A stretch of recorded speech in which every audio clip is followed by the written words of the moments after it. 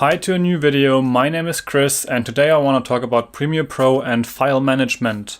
When I started out with photo and video editing, I already started using the Adobe suite, but in the beginning there was also Aperture for the Lightroom replacement, and then there was also Capture One from Face to kind of edit your photos and do the raw editing.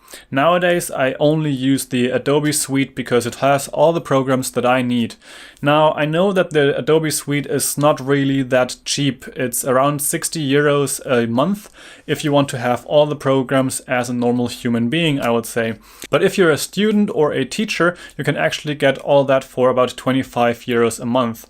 The alternative, if you want to do photo editing and Lightroom, then you can get the small package for around 11 euros a month just for the photo editing part.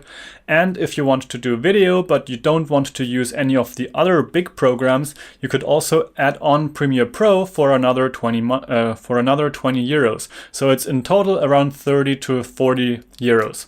If you want to, however, get all of the programs that Adobe offers, it's around 60 euros a month, and that is a hefty fee. But if you're a creative and you create with your content and you want to use those programs, I think the programs are absolutely worth it. They are kind of a industry standard, and there is Final Cut as well, but I cannot talk about Final Cut because I never actually used it. iMovie is a different story. iMovie is a program that is free on every Mac, and you can just use that for your video editing. However, it is a completely different program, and I personally do not really like it because it makes things easier, but sometimes that is the wrong approach, especially in file management. For example, with the iMovie library, you have just one big file where everything is stored. So if your hard drive gets full, then you actually have to start deleting project, and you cannot really move those projects out of that file. So with Premiere Pro, you can have your project stored on an external hard drive and another project on your internal hard drive and another project on another hard drive. So you kind of can do it however you want. That makes it a little more complicated because you have to actually think about it, but it also makes it easier in terms of management. And there are many more plus points for Premiere Pro, obviously, but there is a learning curve in the beginning. I personally think better start with that program and get that learning curve in right from the start instead of having to switch later on, and that is a hassle and you're already kind of in a workflow, so you kind of don't want to kind of move away. But I would say start with Premiere Pro. It is a hassle in the beginning. It is kind of overwhelming maybe, but it's a great program to have in your repertoire of video making. Now let's switch to the screen and I will show you how I set up a project from the start and how I organize my files inside that project. Now in general, when you start Premiere Pro, you see this kind of loading screen, and we want to create a new project and we want to put it into the desktop. And there I have a folder called Test Project, and we will just name it Test Project as well. Overall, these settings, I use the Mercury opencl accelerated engine. This is much faster than the Metal. The Metal is supposed to be faster eventually, but right now it isn't.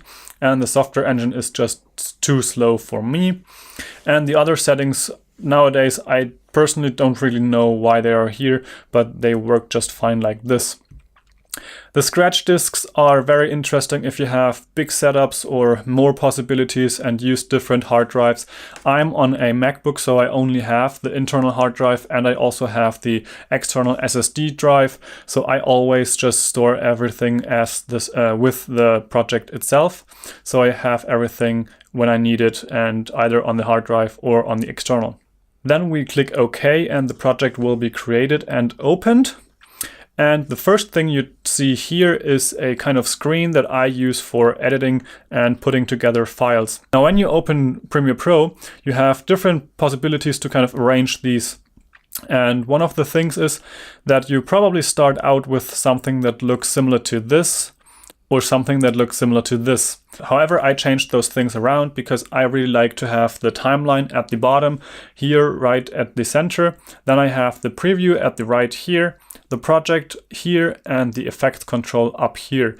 You can do all this by just dragging and dropping these windows around and positioning them in a new place. And you can also save those workspaces, then just click here and then save this as a new workspace, and then you can save it here. And as you can see, I have a couple of these workspaces. I have one for cutting, one for effects, one for coloring, one for audio edits, and then also for the title editing. But for now, we are going to stick with the cutting, and here your project organizer is probably the next big thing. But to actually use this and make sense of it, I have a couple video tracks from the drone and a music track as well. So we can just drag and drop those into the test project. And then we will have to wait a moment, and it's conforming those files so Adobe Premiere Pro can work with it more easily. Now what you can see here is you have the frame rates, you have the duration of the clip, and you have the file names as well. When you double click this, you will notice that there's a source monitor. I oftentimes just close the source monitor because I rarely use it. But what you can do here is scrub through the footage, look at what you want to use, and then you can also hit the I and O keys to be able to just take a little snippet of this and drag it into the project. But we don't want to do this because we don't have the sequence set up yet. Now, one of the most important things is to have a timeline or a sequence. And there are two ways you can actually go about this. You can either drag just one of the clips into the timeline area and it will create a sequence for you.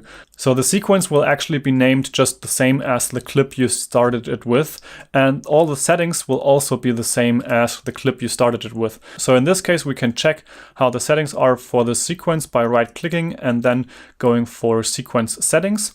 And as you notice here, it is a 2K clip because I do the drone shots in 2K for the most part.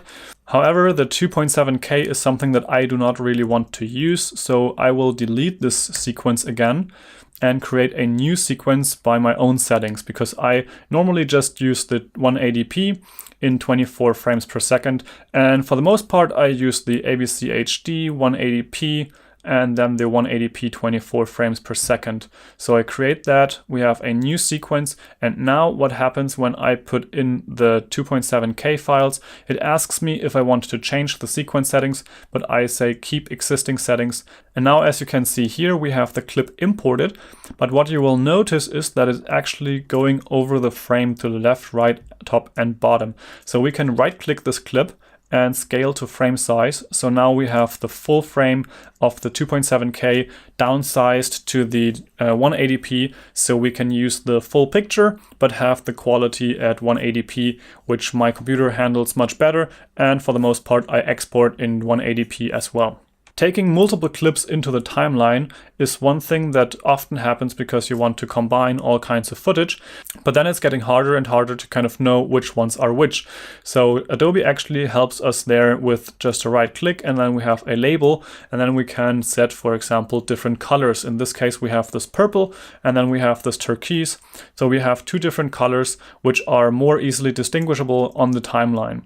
The other thing that also happens is that the audio tracks, when we put them in, they are generally pretty green, and we can also use those and just cut those again, and maybe we have a section we want to label in a different color. For example, we have a special color for maybe the main part of the song, so we just cut that out, make it a different color, and then we kind of know where we want to put the most interesting shots. What we can also do in the file management up here is create a folder, and those folders can be easily put into each other, as well as files into the folders. The great thing here is that the files in the timeline actually are not associated with the folders, but with the files. So the sequence still knows which file was put there, even if you move the file into a folder after you have created the timeline or after you put the clip into the timeline. One thing to note here is that all these files that we have in this project here, the music as well as the drone footage, it never moved anywhere on the desktop. So if we save this project and hide the program, we will notice that the files are still here. And once I go into the test project folder, there is just this test project file. So the files itself actually never moved to another place. And this is one of the things that I mentioned in the beginning that iMovie does completely differently. iMovie generally pulls those files into the big media library, and then you're stuck basically with the files in the media library. And if there's something going wrong, and we had that recently happen on a project, that the files actually were not able to finish importing, and they were stuck on an external drive or a card or a SD card actually. And the problem there is that you cannot export while files are on an SD card. So you cannot import them again, you cannot export the project as long as the files are on the SD card, but it also does not just break the import, it references the files if the internal hard drive is full, and then it all goes to kind of not working. In this case, however, we have the files on the desktop, we have the project here, and if we move the files away, let's say I move all these files into the project folder, and now switch back to the project, it says that the files are offline. So this basically meant that the files were no longer able to be found. But what Premiere Pro actually did here is it just searched for the files again and tried a couple tricks, and it found them. So now we have them inside the test project folder, and Premiere Pro actually found the files again, so it just updated the reference. However, if I update a name here, for example, let's say I take this 71 clip and I name it hello, and go back into Premiere, it will again say that it's offline, and it asks me to relink this clip because it is no longer able to find the clip by the old name. So what I can do here is either I say it is offline, which would mean I want to work in the project even though the file is not here. That might be useful if you don't have your external hard drive ready, but you still want to work on the project, or maybe you want to cut some other part of the project that is stored on the internal hard drive, so you can actually use the program without these files. But you can also click on the locate button, and then you have the full folder structure, and you can relocate these files. So for me, that would mean going to the desktop, into the test project.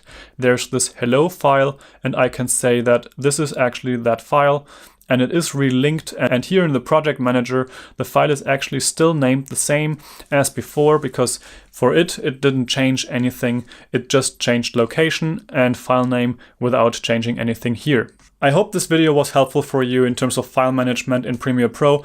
If you have any questions, please leave them in the comments below. I will also make a follow-up if necessary. Also, I have a link in the description below to a playlist where I talk about filmmaking and all kinds of photography gear stuff. Now, if any of these videos, or this one in particular, was helpful for you, please give me a thumbs up, subscribe to the channel for more videos like this almost every day, and I will see you in the next video where we will talk more about Premiere Pro and maybe some effects, color grading, and all kinds of stuff. I will see you in the next video. Until then, I hope you have an amazing day and you can enjoy some sun rays outside. I will see you in the next video. Bye.